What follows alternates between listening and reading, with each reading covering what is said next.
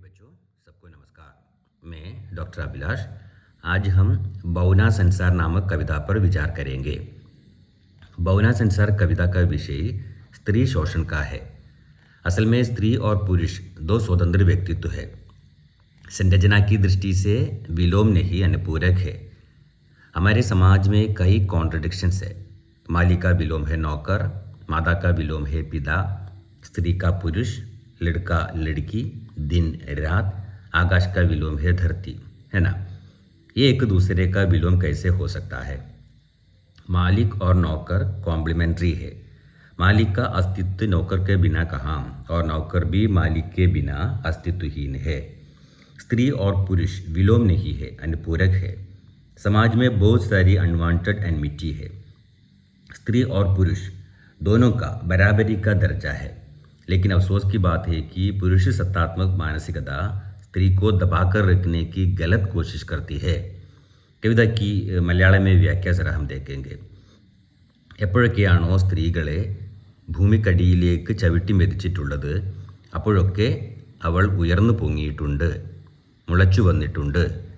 എപ്പോഴൊക്കെയാണോ സ്ത്രീത്വം അതിൻ്റെ ഗരിമ നഷ്ടപ്പെട്ട് അഭിമാനം നഷ്ടപ്പെട്ട് നിസ്സഹായയായി ഭൂമിയുടെ ആഴങ്ങളിലേക്ക് പതിച്ചിട്ടുള്ളത്, അപ്പോഴൊക്കെ ആത്മനിന്ദയുടെ ഭൂമികയിൽ വേരുകളൂന്നി സ്വത്വബോധത്തിൻ്റെ ഒരു വിത്ത് അവളിൽ ആകാശത്തോളം ഉയരെടുത്തിട്ടുണ്ട്.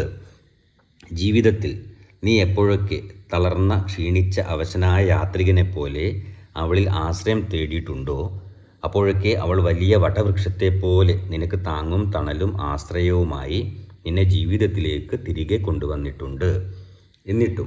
എന്നിട്ടും നീ അവളുടെ ആശ്രയം, തണൽ അംഗീകരിച്ചിരുന്നില്ല. അവൾ വളർന്ന് വിശാലമായ ഒരു മരമാകുന്നത്, ചില്ലകൾ തളിർക്കുന്നത്, കമ്പനങ്ങളാൽ സ്വയം കാറ്റായി മാറുന്നത് നിനക്ക് സ്വീകാര്യമായിരുന്നില്ല. നീ അവളെ കാൽച്ചുവട്ടിൽ അടിമയായി സ്വാതന്ത്ര്യം നിഷേധിച്ചുകൊണ്ടിരുന്നു. ഒരു ചട്ടിയിലെ ബോൺസായിയെ പോലെ വളർച്ച മുരടിപ്പിച്ചു, അതിൽ ആനന്ദം കണ്ടെത്തി. ബോൺസായി ചെടികൾ അങ്ങനെയാണല്ലോ. യഥാർത്ഥത്തിൽ വളർന്ന് പന്തലിച്ച് സമൂഹത്തിന് താങ്ങും തണലുമാകേണ്ട മരങ്ങളെയാണല്ലോ വളർച്ച മുരടിപ്പിച്ച് ബോൺസായിയാക്കി മനുഷ്യൻ ആനന്ദം കണ്ടെത്തുന്നത്. വളർത്തുകയല്ല, തളർത്തുകയാണ്. സംരക്ഷകൻ എന്ന വ്യാജേന അവളെ തളർത്തിക്കൊണ്ടിരിക്കുകയാണ്. വെട്ടി ചെറുതാക്കി ചങ്ങലയാൽ വളർച്ച മുരടിപ്പിച്ച്.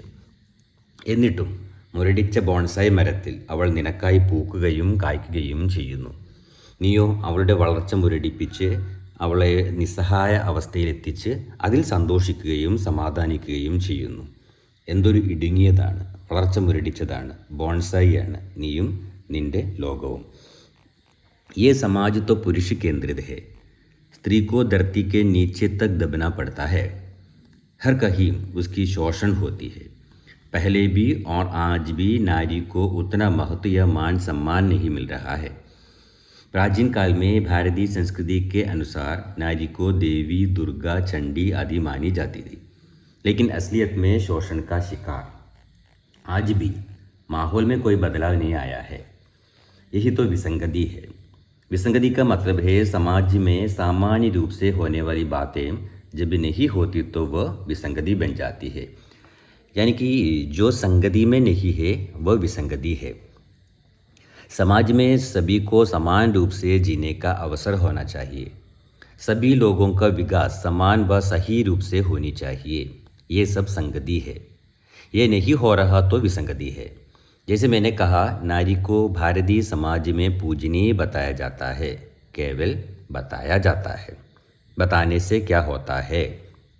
जैसे दिनेश कुशवाहा ने अपनी आज भी खुला है अपना घर फूंकने का विकल्प नामक कविता में बताया है।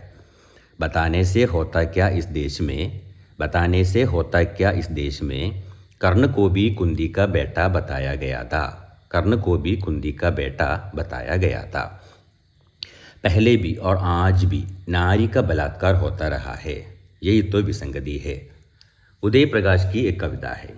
वह औरत पर्स से खुरदरा नोट निकालकर कंडक्टर से अपनी घर जाने का टिकट ले रही है। उसके साथ अभी जरा देर पहले बलात्कार हुआ है। वह पति या सास के हाथों मार दिए जाने के डर से डरी हुई सोती सोती चिल्लाती है। निर्मला पुतुल ने एक बार कही थी, देखिए, चाहे मुख्य धारा की स्त्रियां हो या हाशिए की स्त्रियां, स्त्रियां तो स्त्रियां ही है। फ़र्क तो इतना ही है कि आदिवासी समाज की स्त्रियां सड़क पर पीटी जाती है और मुख्यधारा की स्त्रियां बेडरूम में पिटती है। प्रताड़ित दोनों होती है, केवल भीतर और बाहर का अंतर है। आज भी नारी आंखों में पानी और आंचल में दूध भरकर जीने वाली नहीं है। पुरुष से कंधा मिलाकर सुशिक्षित अपनी राय जोर से बताने वाली है। फिर भी आज नारी रोज बलात्कार की शिकार बनती जा रही है। बलात्कार आज आम बात हो गई है। वह असमर्थ है, बेचारी है, सोते समय भी डर से चिल्लाती है।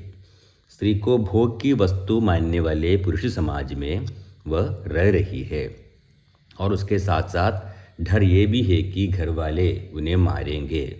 हर पल डर के मारे जीना। आधुनिक कवि पुरुष सत्तात्मक विचारधारा को तोड़ता है।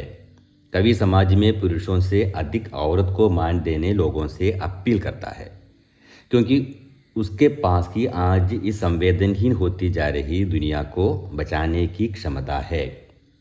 वह स्त्री को दासी मानने की जगह रचना का प्रेरणा मानता है। अनिल जन्मेजय अपनी कविता प्रार्थना में पुरुषों से अपनी सोच को बदलने के लिए राजी करता है।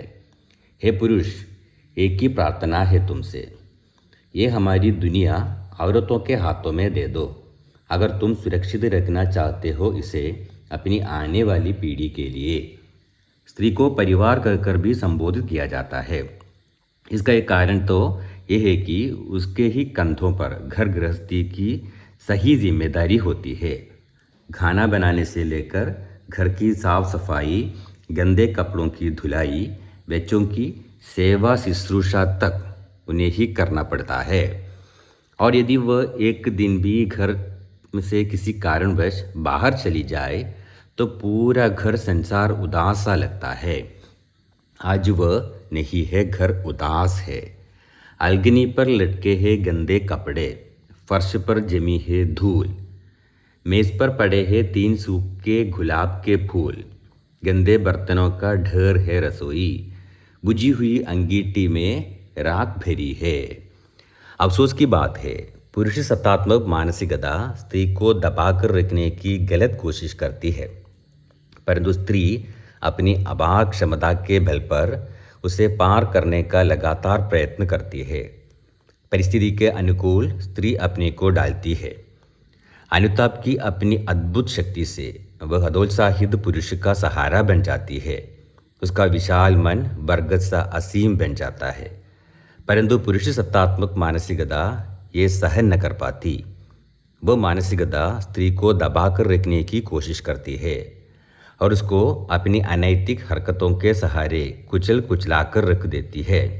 लेकिन स्त्री को बौना करने की इस असफल कोशिश में पुरुष सत्ता स्वयं बौना बन जाती है। धन्यवाद।